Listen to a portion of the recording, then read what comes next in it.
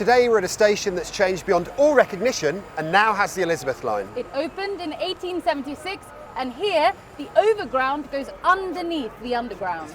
A station built in the 19th century and reimagined for the 21st. It is Whitechapel.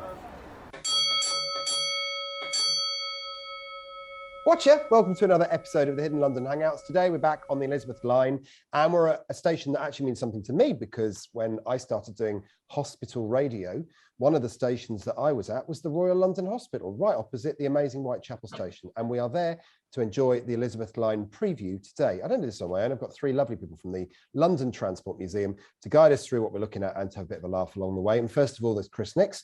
Hello, Chris. You're looking very soignée today. Hello, Alex. I feel like I've got a spot of déjà vu with this one from, was it season 3?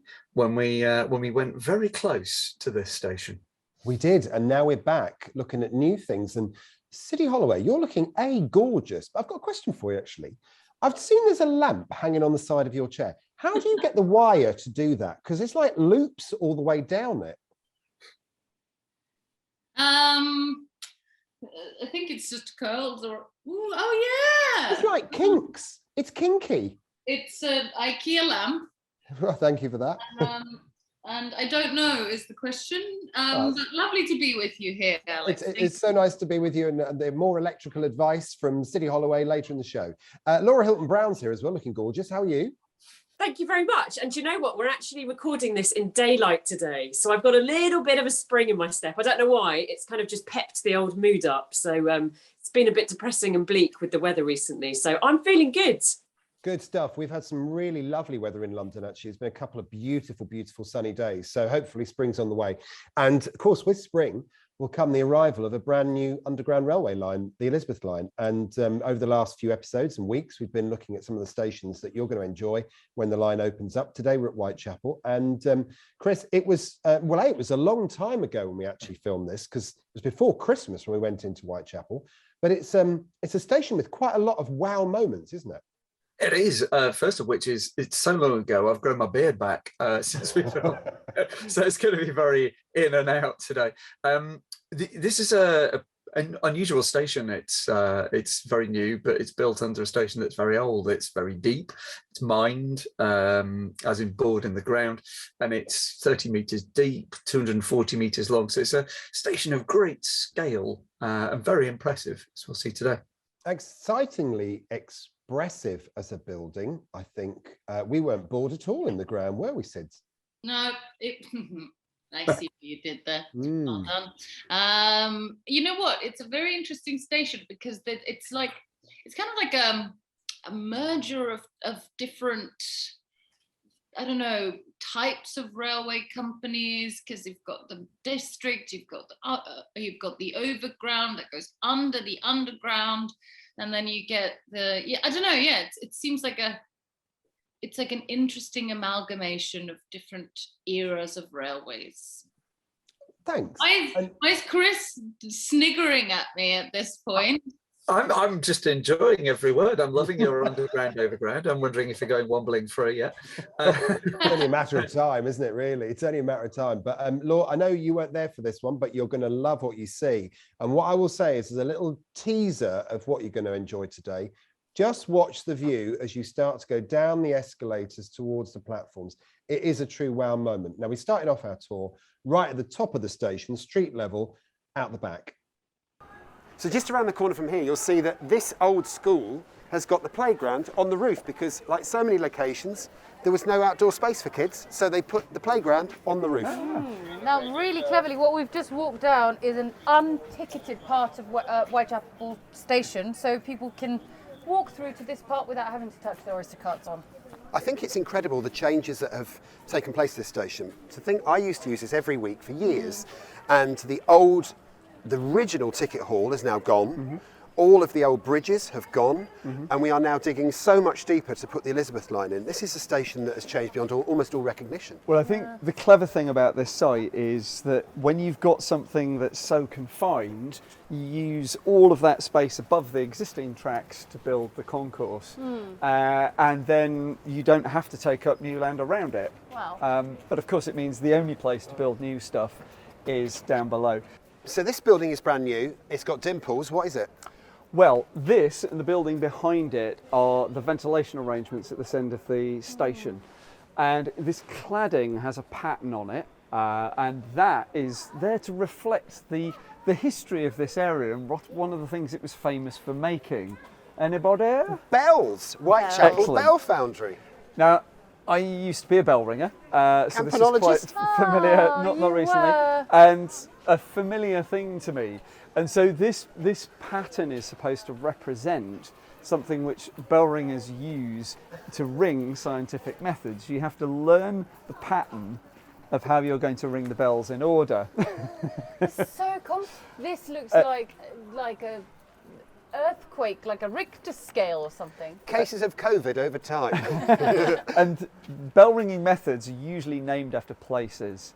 So this one is called Whitechapel Road Surprise Major. Did Major mind? Never rung it myself, but that is the pattern that you would follow Is to this do a it. particularly complicated one in your professional opinion? Yeah, I'm looking at it, and it'll take me a while to learn that one, I think. How many bells would you have for that? So Well, wait, 8. what are all these 8. different numbers?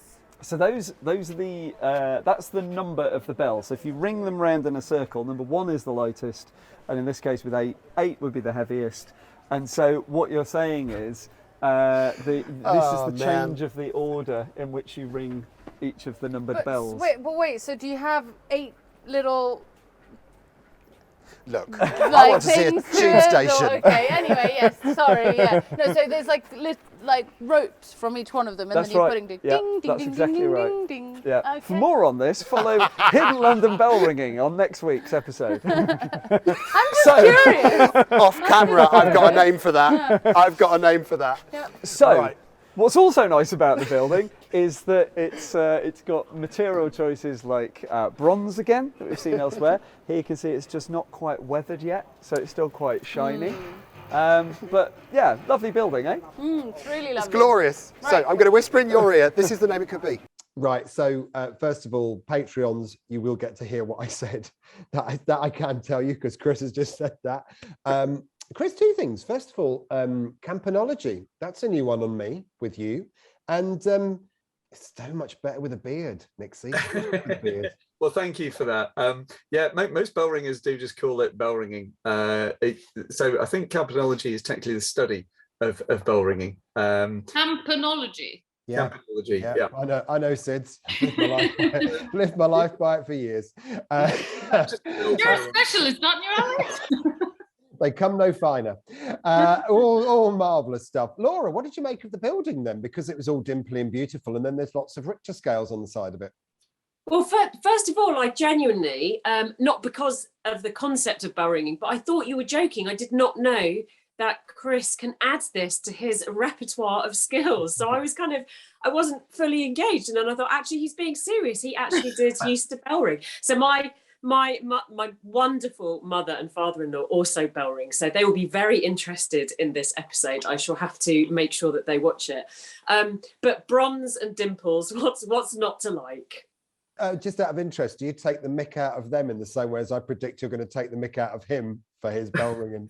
No, do you know what I mean? I just genuinely had no idea that that Nix did that. I mean, I feel like I learn a lot in the kind of whole social and economic and transport history in every episode, and then there's another little hobby that Nixie throws in every week. If you would like to come along and learn how to bell ring at some point, then there we go. We could make it. I'd love to learn make how it a thing. But I was genuinely fascinated. Like, that's why I was asking so many questions, because it is like very interesting. Anyway, well done, you. I don't think there are any rings of bells actually in stations. However, of course, one of our episodes on St. Paul's, there's a great ring of bells at St. Paul's. It's my family will be just laughing because I'm the least bell ringing of all my family. It has been quite a while since I've done it routinely. What I thought was really nice, and I have to say, is the different materials that are used in that one station, because as we saw, Law, there was the concrete dimples on the outside, there was the bronze doors that eventually will come to, is it like a copper cut? I mean, what bronze when it's weathered, what colour does it go, like a deeper gold or rough? Yeah, it kind of goes a more brownish colour and can get verdigris on it, so it can go slightly green as well. So yeah, it starts off looking quite like brass when it's new. I was very northern then, brass. I think I studied for about 3 years for a verdigris, but it's beautiful stuff. And Sids, when you were looking at that, were you sort of surprised by the amount of extra information? Because it is an underground railway station, so the fact there are all these different signs about bells and goodness knows what else, were you surprised by the amount of information? Because I think I was. I think it's I was surprised, yes, but I also I wasn't I liked it because I think it's really important. You know, so many times we pass things like, you know, on our normal days, and we're just kind of going about our business and we don't notice the small little things that are put into our environments to enrich them. And so when they do put something up like that and then explain it, I am all for it. I'm actually quite taken aback by how wonderfully intelligent you sounded just then. I'm so sorry. Today, in amongst the muck of campanology and all that rubbish, we have this moment of clarity from Siddy Holloway. This is why she is the star she is. And here it is. Here is the amazing graph of, and this is Whitechapel Surprise Major. Yeah, it is, and that blue line is how bell ringers actually do learn methods. They remember, they work out they're going to ring a particular bell, and that blue line is the position place of that bell, sort of tracing through the ring of bells that it's ringing in. So that's kind of how you learn methods. So can you read that then? Because it looks to me like it goes ding dong, ding dong dong. Yeah, Ding. basically, if you look at the chart at the top, which has got the numbers in it, and you can see it's got the line superimposed on it, it's basically showing you 8 bells and the order that they ring in order to play this tune. And each time you ring the bell, it's sort of changing its position to create a different note order. And that's that looks so complicated. Yeah, it's one of the reasons I don't do it anymore, because it takes a lot remembering. Do you have to be super strong too, like the ringer of Notre Dame? Say again, sorry. Is it? You know, like in the oh god. No, I was actually just thinking to myself, you know, because Laura is currently off cane sugar, no, refined sugar. So if there is 8 bells, you can't have them with ginger ale. That's what I was thinking. But back to Notre Dame, Siddy, what were you thinking there? Well, I was just saying, you know, okay, so this is ridiculous, it's a cartoon, but you know, in the Ringer of Notre Dame or whatever, he's super strong because he's to pull all the bells. Do you have to be super strong to do this? It helps to have a certain amount of strength, but you don't have to be, you know, particularly built to do it. It's more technique, isn't it? Yeah, and it absolutely is. And the bigger the number of bell, so if it was the 8th bell in this, it would be a lot heavier than bell number 1. And you do tend to find that people who are ringing the bells around the back end do tend to be, you know, a little bit more beefy because they are heavier. One of the exciting things, Alex, though, is there's a whole world of vocabulary open to you around bell ringing. Oh, don't come to me. Don't do this. The bit that actually strikes the bell is called a clapper. So like the clappers, you see? And there's a whole host of phrases which I think you'd like. In fact, the fluffy bit of the rope is known as the Sally. Yeah, so Sally and the Clappers. When you start ringing, you pull off the bell, holding on to the Sally. And if you're ringing very quickly, you go like the Clappers. So there you are. Can we all just go back to the roof? Can we go back to the roof? Because it's all getting silly. Sally and her Clappers can just wait. Can I ask one last question? Uh-oh. No. One last one. One more. Go on. What metals are bells traditionally cast in? I'm glad you asked me that. It is a metal called bell metal. Specific to bells. It's a little bit, it's similar to bronze or gunmetal. It's got It's slightly soft metal to resist the tendency to crack because it's being repeatedly struck. So yeah, it has to have a ductility to it so that it doesn't. Once you've pulled on Sally, you've got to make sure the clappers don't smash it. That's the thing, Sid. That's the thing. Just to bear that one in mind. Laura, you can come back now. All is forgiven. Now we're going back on the roof. So where are we on the roof? Because this is craziness. So we've got a couple of shots of the roof because it's quite an unusual one here. Looks like a really ski interesting. jump. It looks a bit like a kind of crazy golf, doesn't it? or a ski jump. Yeah, was that what you were just saying, Laura? Yeah. That was the first thing that came to my head. Because it's the main body of the station is there in the distance because it's just how phenomenally long it is. And this is a sedum roof. So it's a quite an ecologically friendly roof and absorbs quite a bit of water. And then just to get its eco credentials up a bit higher, the vent shaft's got a big solar array on top of it as well. I love that. Oh, that was where we went. Oh, that was, I have to say, I'm not very good with heights. And we got up there and Siddy was doing her usual brave thing and Chris was doing his brave thing. And Chris, who also films with us, he was doing his brave thing. And I actually got a real wobble and I had to sort of very quietly remove myself from the height of that roof. I didn't like it. Did you get to hang out on the roof? Well, you see, you say that with energy and excitement. I have to say, I looked up at that and thought, no, don't lose face, Al. Just get up that blooming ladder. But once I'd done it, I suddenly realised how high above London we were, and I wasn't keen. Okay. So it was a little bit high above. But while you're on that photograph, Laura, if you just have a little look, the thing that I really like about that picture is that just before we arrived, they took the windmill with a hole in the bottom out of the little gap in the grass because that was where the crazy golf thing was, and the flag is a bit further along. Oh, we missed an opportunity there, didn't we? I would have loved it to play crazy golf on that roof. It might have just sort of got rid of my nerves about being so high up, but that was all really rather beautiful. Oh, now listen. kitty. Oh, There look. it Kitty is. galore. Well, this Always is nice. joyous, isn't it? Keep control, Alex. Keep control. So then we decided to go down to the concourse, which is the bit before the escalators down, and from there you got quite a good vantage point of the geography of the station. So take a look at this. Do you know, I'm still cannot get over how much this station has changed. And you said something earlier, didn't you, that blew my mind slightly. Oh yeah, so up there is the underground, so the district and the circle and Hammersmith and City. But down there is the overground. But of course, this was the East London line. I love it.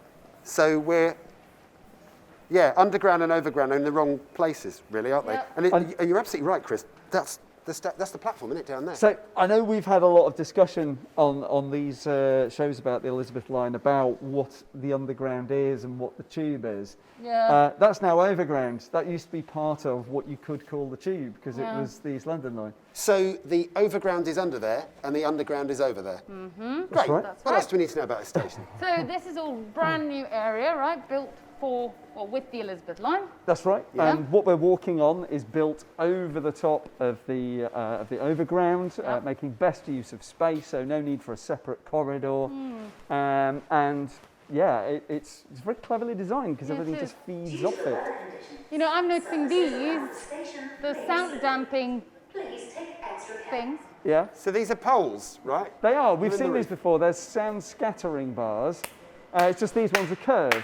And yeah, as you can hear, there's no echo. Because Well, echoes skid off them, That's right. basically. I love the fact we make this so simple. There you go. And then round here, this is where the new bit starts. This Look is at where the this. excitement begins. And you can tell because we're greeted by the bronze again. Oh, this is very smart.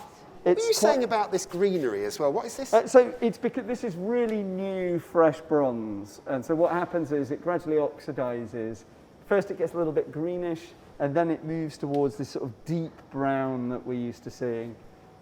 So yeah, it'll gradually change its character. It's amazing. Like Wow. so many people in London. Let's come through. And this is the new bit. So from here, we can close these Bostwick gates, and we're in the privacy of our own home again. Wow. Nice, we're getting used to this, aren't we? Being in our own select area. It's about So- look. Try feeling this, boys. See, look. You've got dimples again. There's dimples all over the station. Oh, it's nice, isn't it? It's lovely. But look at that there. I love that. It's that really It's dramatic, lovely. isn't it? That is Can we so go down? Are we dramatic. allowed to go down the escalator? I think we should.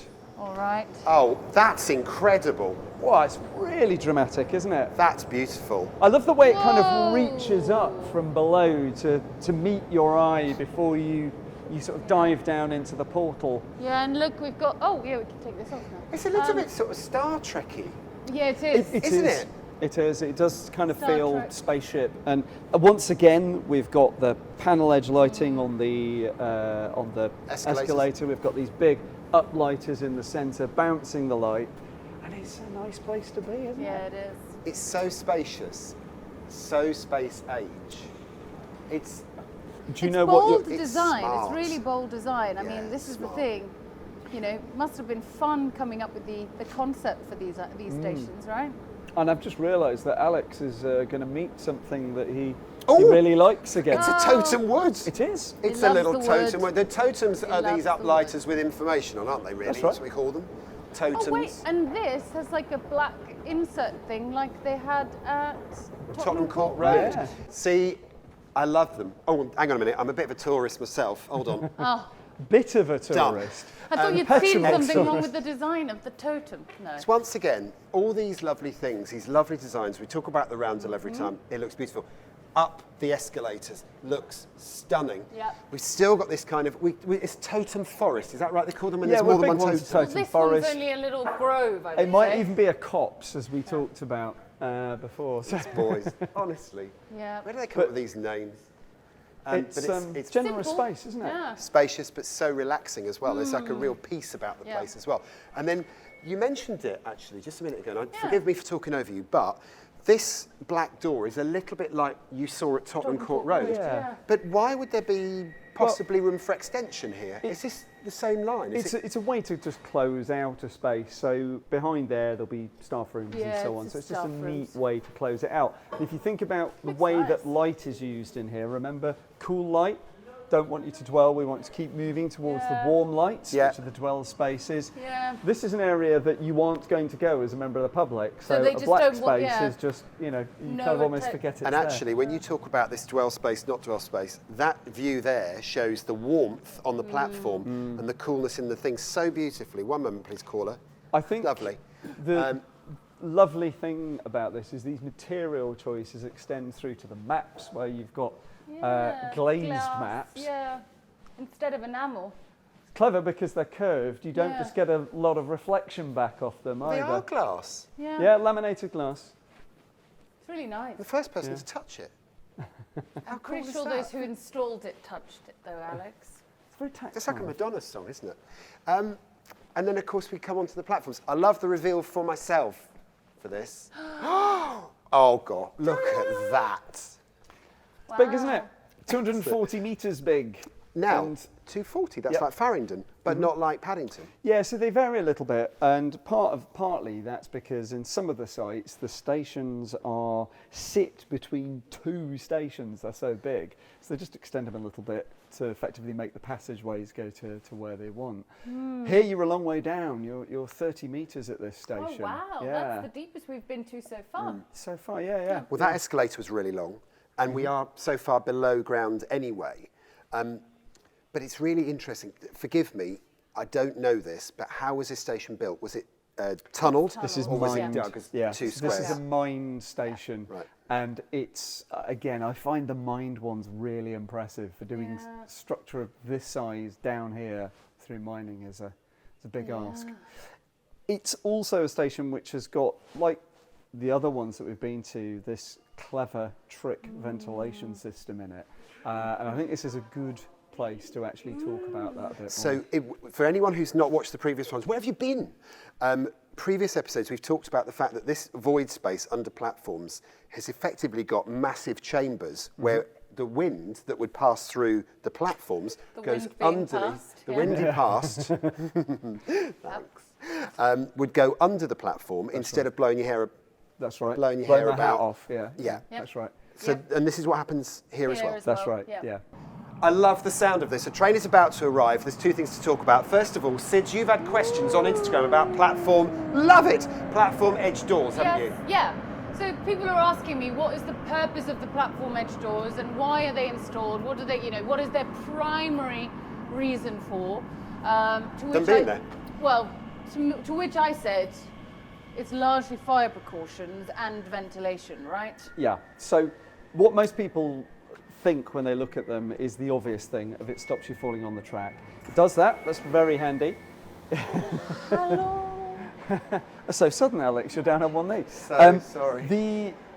The other thing is it allows you to make full use of the platform without people being too worried about being near the platform edge. But that is not the primary reason they're fitted. It is primarily about ventilation and also the fire precaution. Now these ones are different to the Jubilee line extension ones in that they go all the way to the top. Yeah. And that's purposeful because what it does is it separates all of the airflow from the train when it comes in, and you would normally get that hot push of air in front of it, and you're also not getting that cold air being sucked in here afterwards as the train leaves.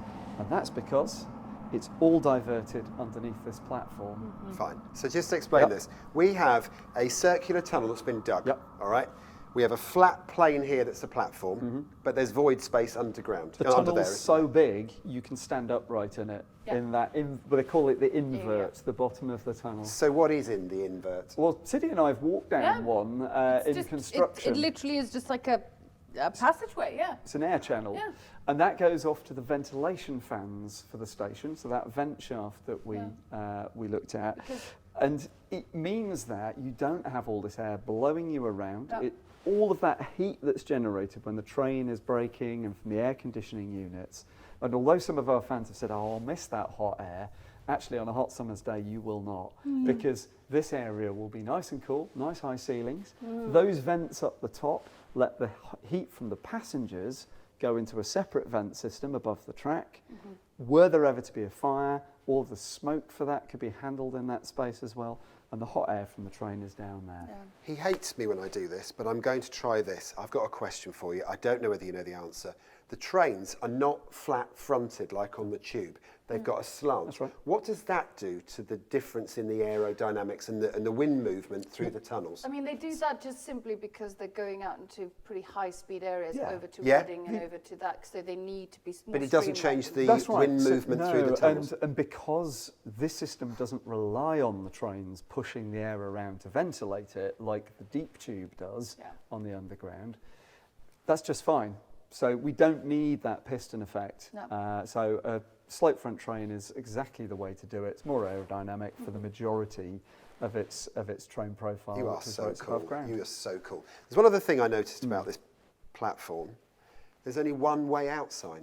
And I mean, looking at this is 240 metres. I've suddenly realised I'm wearing the worst jumper in the world. But this is 240 metres long and there's one exit.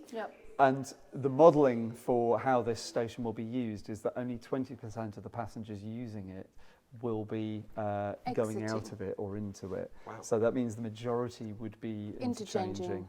So it's that's okay. So that's incredible, though. It's absolutely incredible. You imagine this is the one station, though, isn't it, where you definitely only want to be at the right door if you're getting out of Whitechapel. Oh, if you get out, can you imagine there, right in the front? you need to use your apps, don't you? But this is a very pleasant walk, though. It is. That's the thing, I wouldn't mind walking down There's there. not a bad view, is there? You know? Anywhere in these projects. But it's also tranquil. You know, the one thing I can't stand if you have to walk the length of a platform, if it's super crowded, you're trying to squeeze past people and that sort of thing. But this just feels like it would be very I'm just thinking that 21-year-old me, 4 stops away from where I did my first radio programmes, hospital radio at the Royal London Hospital at Whitechapel, going down to Woolwich, near where I live. And I just think this is changing London in such a fundamental way. The transport is going to change so much for a high-speed train that shoots right through central London. I'm so excited for its opening. It is really interesting, though. Have you guys started doing sort of mental, like, how am I going to use the Elizabeth line? Because I was just doing that earlier. I was saying, like, oh, if I was coming here once this is open, I would have gone to Paddington and then jumped on the Elizabeth line to here, because it would have been so much quicker than getting the Hammersmith and City all the way here. So it's interesting. Already starting to plan for this beautiful baby's arrival. I just love it. I love it. It excites me being in this space. The whole project, the whole Hidden London thing, I love. But there's something about a brand new line that is, and we're seeing it before anybody else. Yeah. And I know I shouldn't be so gleeful, but I'm so gleeful about being here. He loves the exclusivity, I do, and I love an exclusive. Look at this, special access to the most special line. There we go, thank you. You know, we're breaking all the rules because we're lingering in white light, cool white light. You're right. And I was thinking about this. This particular area of London means an awful lot to me because my career started in Whitechapel. And this is a station with feeling, isn't it? It's got community spirit written through it. It does. And you know what? There's something really lovely about, it's kind of a start of my career as well, funnily enough, because I started doing Jack the Ripper tours around here over 10 years ago. Amazing. So it's also very dear to me. Christoph, what do you think? Well, I'd say we're pretty effectively socially distanced here. But I've got the easy job because I'm closer to the exit. A single exit. Really enjoyed the tour, but I think it's time to go. It's glorious. That was Whitechapel. It was Whitechapel, but where to next, dear viewers? Well, we know. You will soon.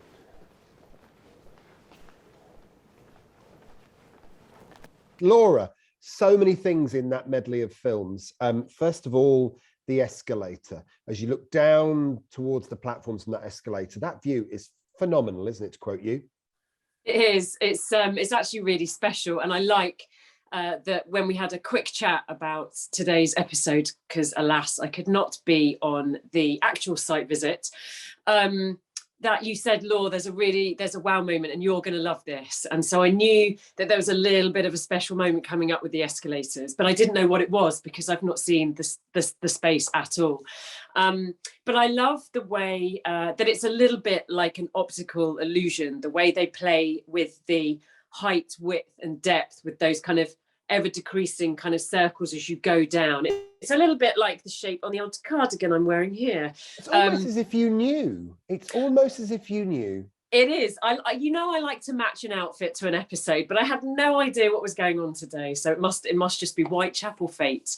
And so I love the curves. And I think somebody mentioned in the clip that it was quite relaxing. And I'm not sure many people would use the word relaxing for a space where so many commuters are kind of hustling and bustling. But I totally agree. I think there's a sense of comfort and a kind of sense of calm that's instilled with that curvature of the design. I actually really, really like it. And the use of the kind of, is it dimples? Is that the technical term we're going with? I'm not sure. Today we're going to go with it. Today, let's go with dimples. Building term dimple. The lovely tactile raised dimples. Obviously, as it catches your eye line as you go down, it's curved for the most part. And then as the escalator just reaches maybe halfway down, it turns into stripes and lines. And I love that mix of kind of material and pattern. It's very, very clever use of the dimple. It's fabulous. And Sidney, we need to talk about length. 240 metres for that platform is huge, isn't it? Yep. Yes, it is. I'm really glad. Thanks for that. Affirmative. And we also need to talk about totems because, Chris, this is like totem central, isn't it, really? And we've become totem central. This is not a totem forest. This is more of a totem, well, apple tree in your garden, really, isn't it? A totem copse, perhaps. Yeah.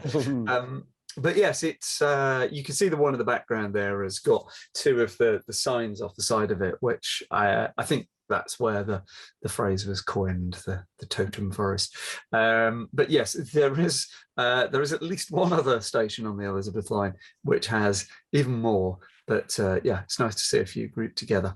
Beautiful. Well, there you go. There's Whitechapel Station for you on the Elizabeth line. We've got more to come before the line opens, which is rather lovely. As always, notes, queries and questions, your comments on previous episodes given to us, given out to you in the form of this. And guys, you'll love this.